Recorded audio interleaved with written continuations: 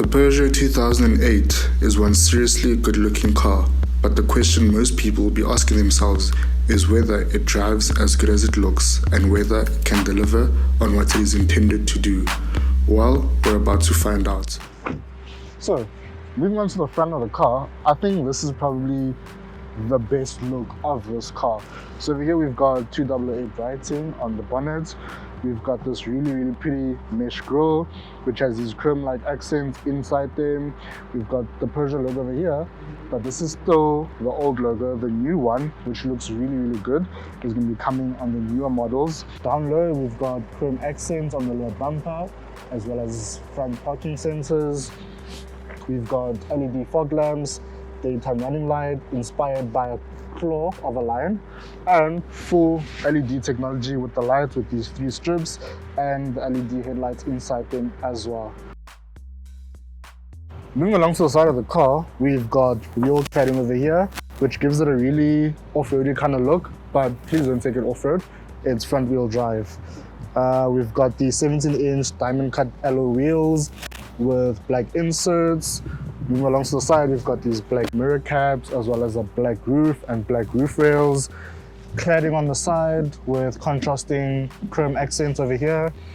And that's about it for the side. I mean, it looks really cool. And also, one thing to note, the cladding over here and the door means that the inside is still clean, and getting into the car means that your jeans or your pants won't get dirty.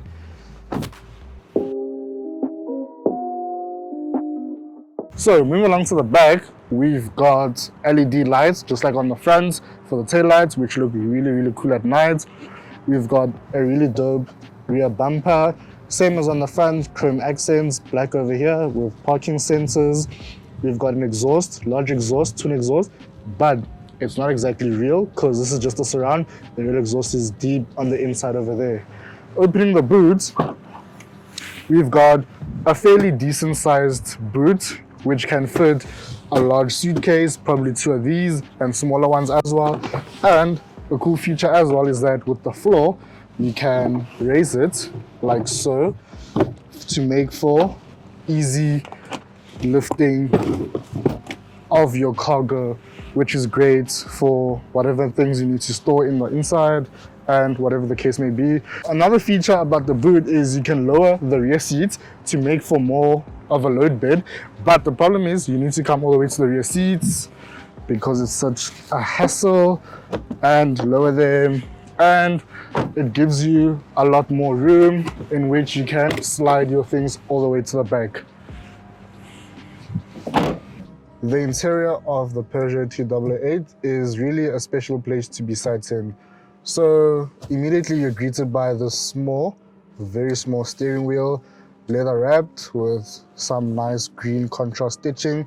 This is the GT line, so it gets the sportier looking steering wheel. It's got multifunctional keys, so we've got volume over here, changing the different settings on the digi cluster over here. And that brings me to this. So this is a fully digital instrument cluster with navigation. It has a TomTom navigation system, so you can see a lot of information here. You can switch between different dials to show your navi or your speedometer or rev counter. You can switch to various different settings and modes that you can play around with. Moving along here, we've got a large infotainment system. This basically houses everything in the car.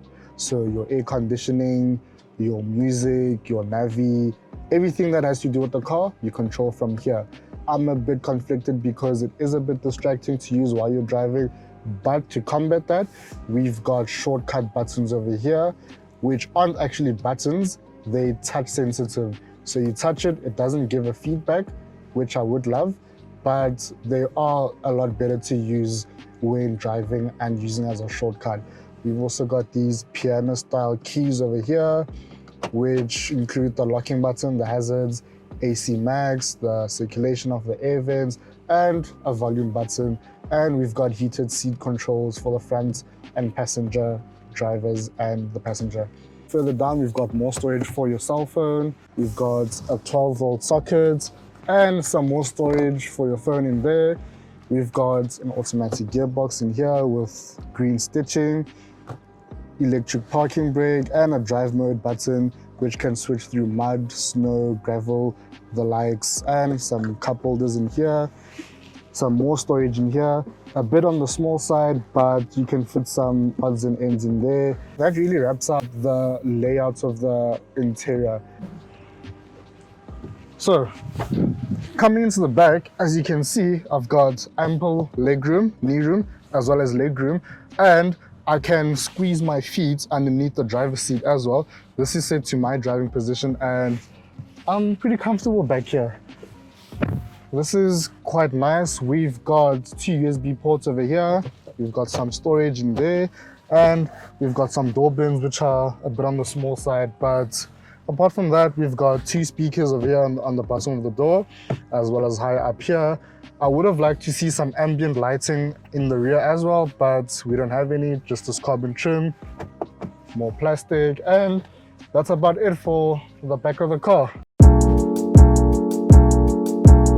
So, taking the Peugeot 288 for a drive, and first to note, it's powered by a 1.2 litre 3-cylinder engine, which produces a humble 96 kilowatts and 230 newton meters of torque. This car specifically is mated to a 6-speed automatic. And how does this feel on the road? Well, around town, the gearbox works quite well along with the engine. There's enough power when you need there to be power, and it responds quite well to your throttle input. The only issue I do have is in slow moving traffic and those kinds of speeds where the gearbox tends to feel a tad clunky and not very refined and smooth. The car itself is quite comfortable. It does a good job of going over bumps and smoothing over those bumps as well. It really makes for a smooth and relaxing drive too.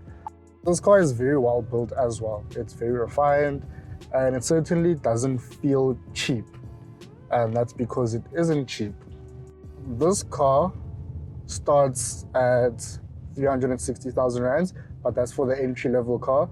The current one that we're driving today is the GT line, and that has a whole lot of extras, and that costs 480,000 rand. But you do get a lot of car for your money. Do I think it's worth it? Certainly, it is one of the best looking cars in the segment, and arguably the most spec'd car, or one of the most spec'd cars in this segment. I think someone buying this car wouldn't have any issues with it whatsoever.